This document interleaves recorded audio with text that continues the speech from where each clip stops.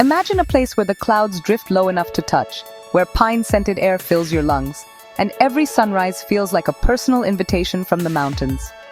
Welcome to Shoja, a tiny village in Himachal, Pradesh, nestled quietly in the Himalayas, a place most travelers have never even heard of. So why am I, someone who's seen the hustle of Delhi and the chaos of Mumbai, obsessed with Shoja? Simple. Shoja isn't just a destination, it's a feeling.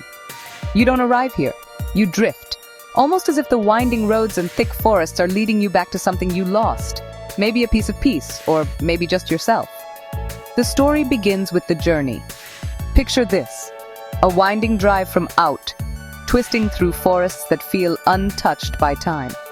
Every turn teases a secret, every bend is lined with deodar trees that stretch up and disappear in the mist. And then, suddenly, Shoja appears, perched on the edge of the world, glowing in golden sunlight. What's so special about Shoja, you ask? It's not flashy. No mega resorts, no tourist traps, just wooden houses with slate roofs, and locals who greet you with nods and gentle smiles, as if you're an old friend returning home. Morning in Shoja is magic. As the village stirs, the sound of cowbells and the distant laughter of children echo through the valley. I grab a cup of chai and watch as sunlight spills over the peaks, painting the sky in shades you can't invent. But Shoja's beauty isn't just in its landscapes, it's in the slow rhythm of life.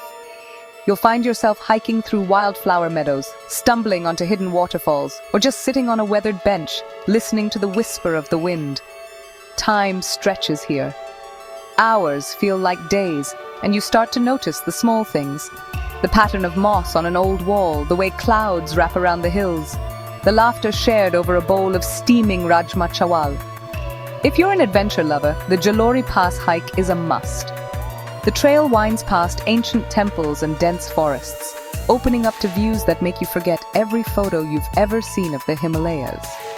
And if you're lucky, you'll spot the legendary Himalayan monal. The bird's so vibrant it looks like it was painted by a dream. Here's the thing. Shoja isn't about checking off boxes. It's about slowing down, breathing in, and letting the silence speak. It's about finding a story you didn't know you were searching for, in a place the world hasn't ruined yet. So if you crave something real, something raw, Shoja is calling. Will you answer?